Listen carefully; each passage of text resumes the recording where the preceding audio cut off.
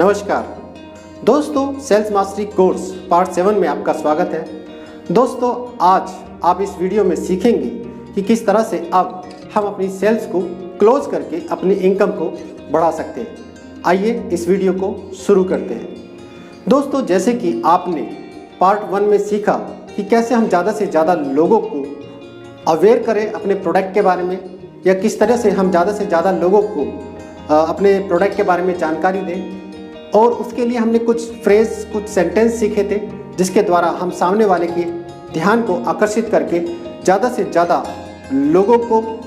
अपने प्रोडक्ट के बारे में बता सके, ज़्यादा से ज़्यादा लोगों को अपने प्रोडक्ट के बारे में अवेयरनेस कर सके, और अपने प्रोडक्ट के जो बेनिफिट्स हैं उनके बारे में उन लोगों को जानकारी दे सके। और हमने सीखा था कि किस तरह से पहली जब हम अप्रोच करते हैं, पहली जब हम किसी को उसकी अटेंशन को लेते हैं, तो हम किस तरह से उसे एक समय लेते हैं ताकि उस समय में हम अपने प्रोडक्ट के बारे में उसे पूरी जानकारी दे सकें और वो हमारे प्रोडक्ट को अच्छे से सुने और समझे,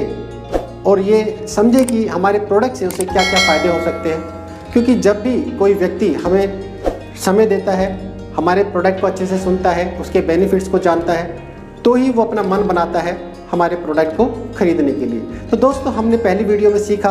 कि किस तरह से हम ज़्यादा से ज़्यादा प्रोस्पेक्टिंग के द्वारा लोगों को आकर्षित कर सकते हैं, ज़्यादा से ज़्यादा लोगों को अवेयर कर सकते हैं अपने प्रोडक्ट के बारे में और उस प्रोडक्ट से मिलने वाले बेनिफिट्स के बारे में। उसके बाद हमने वीडियो सेकंड में सीखा बिल्डिंग रेपो, यानी कि ज़्यादा से ज़्यादा लोगों के साथ हम एक विश्वास को बिल्ड कर सकें, क्योंकि जब तक सामने वाला हम पे विश्वास नहीं करता है तब तक वो हमारे प्रोडक्ट पे भी विश्वास नहीं करता है। तो ज़रूरी है कि हम सामने वाले को कुछ इस तरीके से बात करें, या कुछ इस तरीके से बेनिफिट्स बताएं, या कुछ इस तरीके की टेक्निक यूज़ करें कि सामने वाला हम पे विश्वास करे और साथ ही साथ हमारे प्रोडक्ट पे विश्वास करे। जिसके अंदर आपने सीखा था कि किस तरह से हम पैसिंग लीडिंग को यूज़ कर सकते हैं। पैसिंग लीडिंग के द्वारा हम ज़्यादा से ज़्यादा लोगों को कन्विंस कर सकते हैं या उनके विश्वास को जीत सकते हैं। मैचिंग मिररिंग आपने सीखी थी, उसी तरीके से यस सेट आपने सीखे थे। तो इस तरह से आपने बिल्डिंग रेपो में ये सारी टेक्निक सीखी थी ताकि आप ज़्यादा से ज़्यादा लोगों को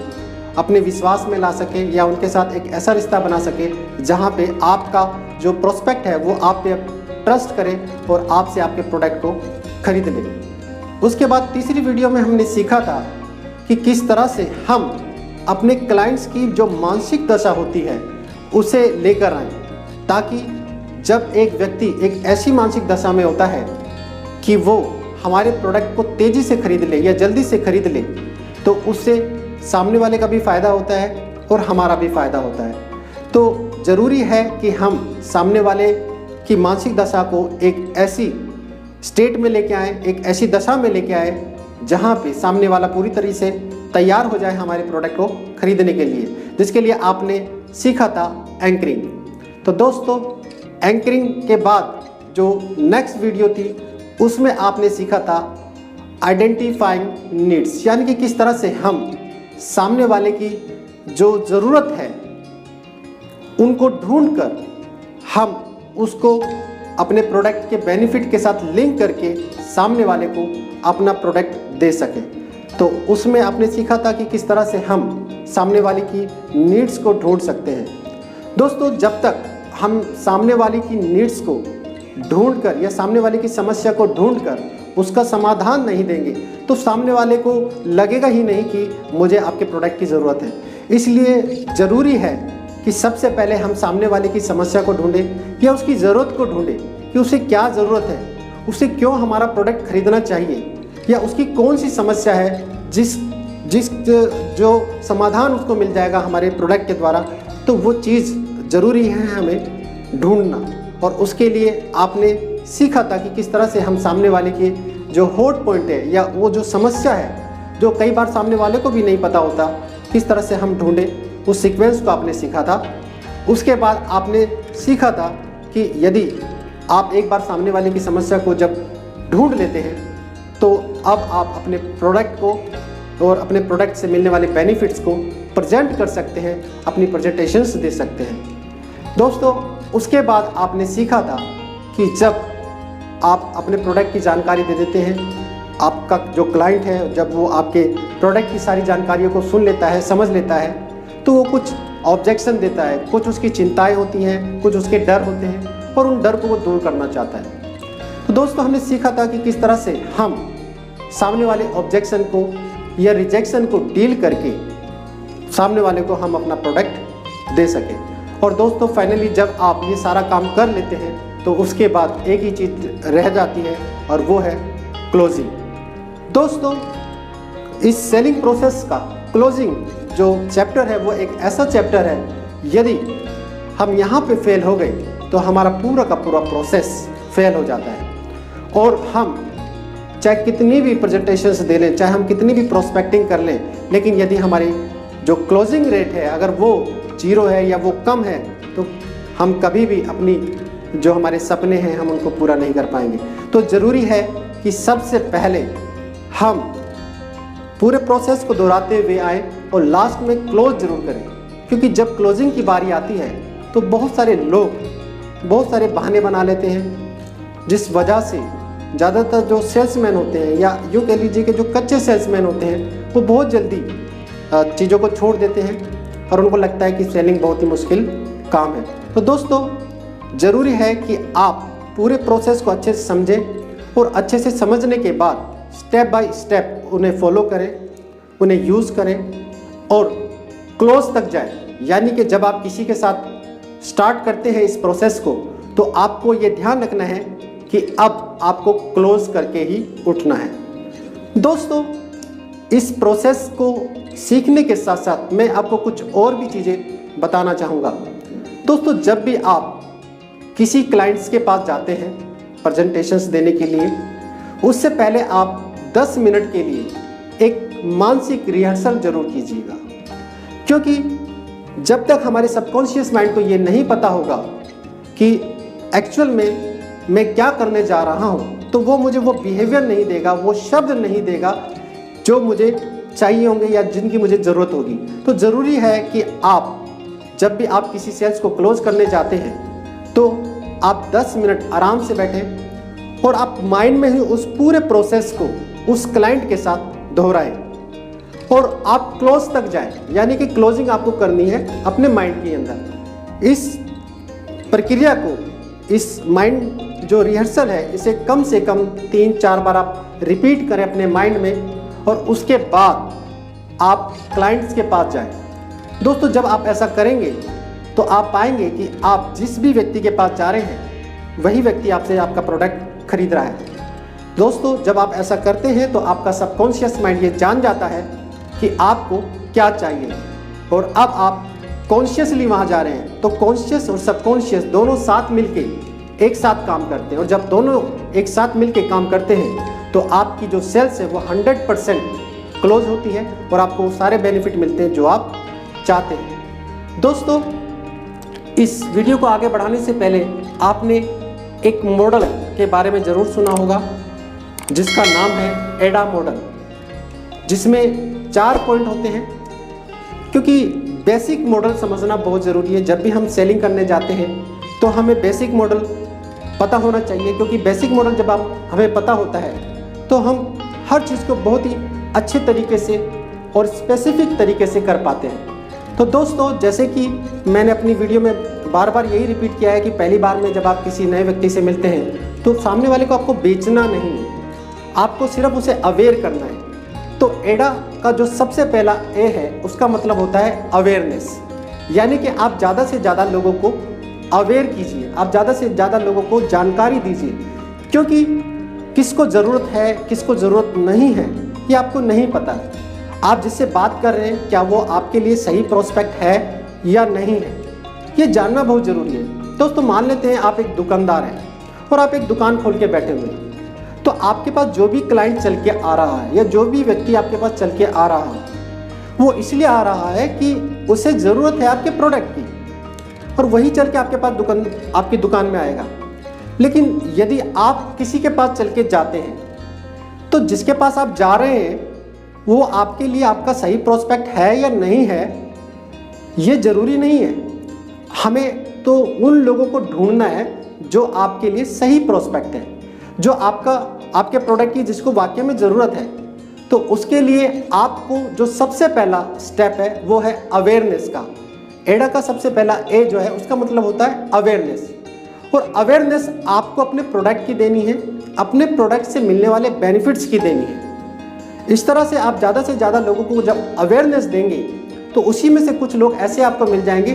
जो इंटरेस्टेड होंगे आपके प्रोडक्ट को खरीदने के लिए या आपकी सर्विस को खरीदने के लिए। तो दोस्तों, मान लेते हैं कि आप किसी प्रोडक्ट को सेल करते हैं, मान लेते हैं आप इंश्योरेंस को सेल करते हैं, तो आपको क्या करना होगा, हर दिन आपको कम से कम 10 नए लोगों को अवेयर करना है। ये लोग अननोन हैं, ये लोग आपको नहीं जानते हैं, आप भी इनको नहीं जानते हैं, इसलिए आप पहली बारी में उनसे बेचने की कोशिश ना करें। आपको सिर्फ उन्हें अवेयरनेस करनी है, आपको उन्हें सिर्फ जानकारी देनी है, आपके प्रोडक्ट के जो बेनिफिट्स हैं उनके बारे में आपको बताना है। तो यदि आप हर दिन 10 लोगों को अवेयर करते हैं तो आप ये मान के चलिए